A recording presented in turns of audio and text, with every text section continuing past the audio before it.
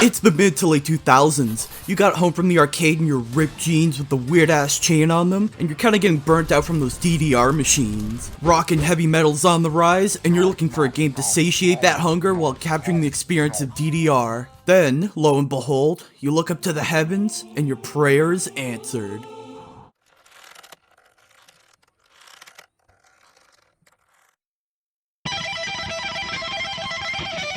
Now, this shit started its conception around the start of the decline of the previous Western blowout hit, DDR, somewhere around the early 2000s. And the original creators, Red Octane, started this by essentially looking at the Eastern equivalent, Guitar Freak, and being like, yeah, we could do that. So it's sort of a similar story to how DDR migrated over to the West, except the main difference being instead of importing it directly over from Japan, they went ahead and just straight up ripped it off, basically. Sort of like a Chinese bootleg spin-off, but in reverse. And so Konami, the makers of Guitar Freak, take notice and they're like, fuck no, baby! So then during the development of the first Guitar Hero, they're legally on Red Octane's butt cheeks, like primed and ready to just go on up there. But in the end, it never really went anywhere, at least to our knowledge. Although it did still affect it because due to this lawsuit, it only released on PlayStation 2.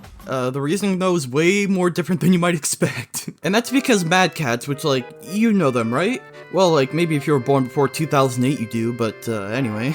They were originally involved with the first Guitar Hero early in production, and were gonna help make a release on Xbox as well. But that lawsuit made them yoink right out of that, so no Xbox release. But even with all these factors in place, like that shit popped off so fucking hard. Selling 1.5 million copies, it took over NA and EU by storm. This spawned a plethora of games, which like, I'm gonna be honest, I'm mainly just gonna focus on the main titles because there are just like so many titles to talk about, like Jesus Christ. Like most of this came out in the span of 5 years. Let's just narrow this so we can keep chugging along.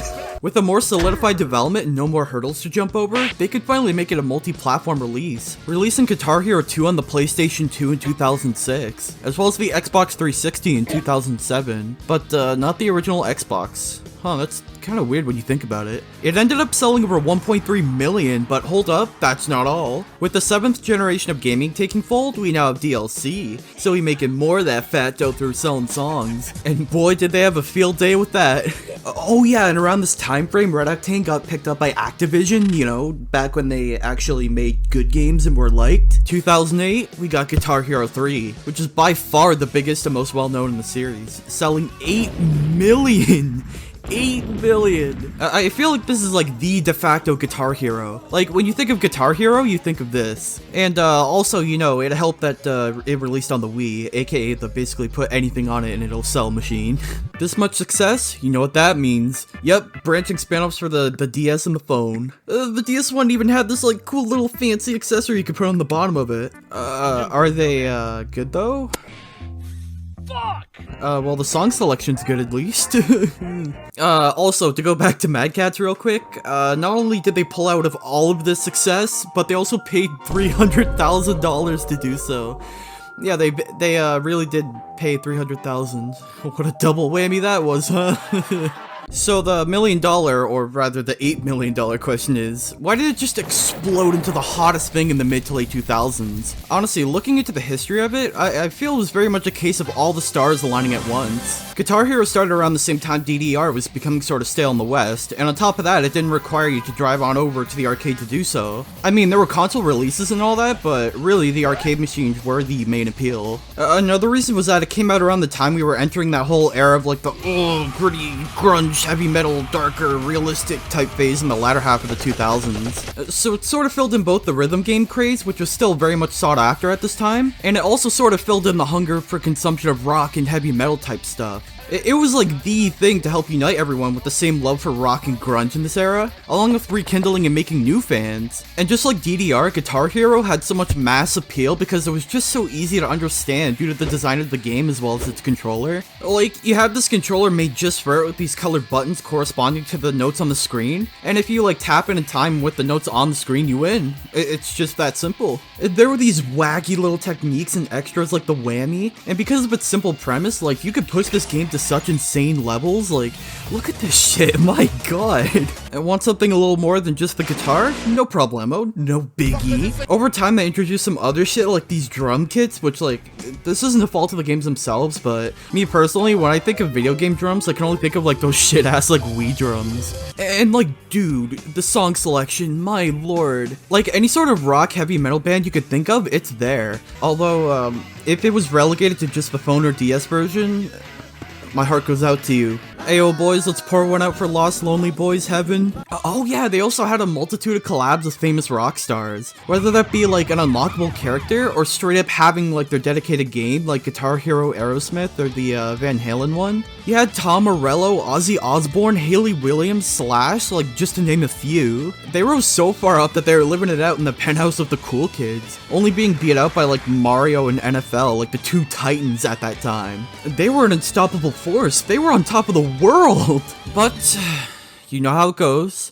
All good things must come to an end. After Guitar Hero 3 in 2008, the series started a gradually steeper and steeper decline in the following years. Like, it never really got close to hitting its peak ever again. I mean, the next mainline entry still did really well, selling about 3.4 million. But the next one, that being Guitar Hero 5, dropped all the way to 1.2 million, which is less than the first Guitar Hero. And the one after that, not even breaking into the millions. All this along with the spin-offs not doing too hot as well. And then finally, around 2010, the series completely flatlined.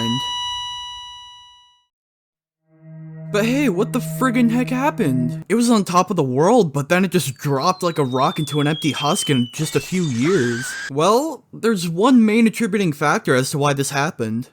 The Great Recession. That's the reason. Answer found. Theory solved. Okay, no, but seriously. It was just destined to be the next passing fad to replace DDR along with Rock Band. Oh shit, I totally forgot to mention Rock Band. Honestly, it was just sort of the same story as Guitar Hero, but it wasn't quite as big and wasn't as well known. That's pretty much it. No disrespect to Rock Band or anything, but like, come on, let's be real here.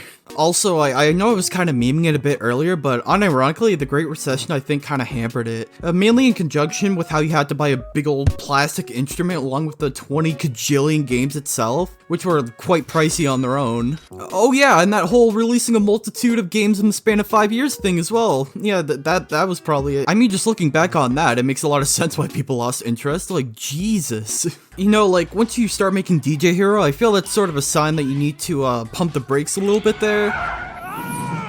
I mean, it makes a lot of sense why it dropped off with all these factors in place, but even though it's not really an ongoing series anymore, I still look back on the series so fondly. I know I put this in the title and all that, but for real, like, this shit really felt like an era. And speaking on behalf of myself, I love the shit out of this. I mean, obviously I have a bit of nostalgic bias since, you know, I friggin' grew up with it, but I really feel like this shit was the embodiment of like the mid to late 2000s, like that whole culture, as well as just that simple and straightforward fun in games that is sadly seldom seen today. Now, I really hate to admit this, but I'm not 100% a gamer. Along with first-person shooters, I feel I'm just destined to be absolute dog water at rhythm games. I can only really handle medium, and above that, fucking good luck. But even still, like, this shit was so fun to me, like, even revisiting it now for this video, it really brought me back to the joy I had being a kid and playing with my brother in co-op where he just absolutely tore house while I was just, like, off doing my own thing, not really contributing. Whether that be, like, COD World at War or Halo 3 where I played as, like, that weird, like, grunt for the whole game. Although, to be fair, at the prime time of that, I was, like, 8 years old at that time. And at the very least, I had being an absolute beast at Just Dance and, Michael Jackson, The Experience. The Guitar Hero games also helped introduce me to so many classic rock and heavy metal songs that became a part of my childhood, along with being some of my favorite tunes today. And like, even now, there's a community making stuff for the games, even though they're not really officially releasing anymore. You've got Clone Hero, which essentially lets you Guitar Hero-ify anything you want. You've also got like that crazy-ass like World Tour mod, which lets you self-insert whatever you want. Not to mention the Guitar Hero content creators that started surging up around 2017, 2018. Oh yeah, I also want to say, shout out to Asai. You're an absolute legend. But honestly, like, even though Guitar Hero is dead, like, they tried reviving that shit with Guitar Hero Live, and, nope, that didn't work. It's still gonna live on in me and many other people's hearts to this very day. So you know what? Let's just keep rocking on. Anyway, peace!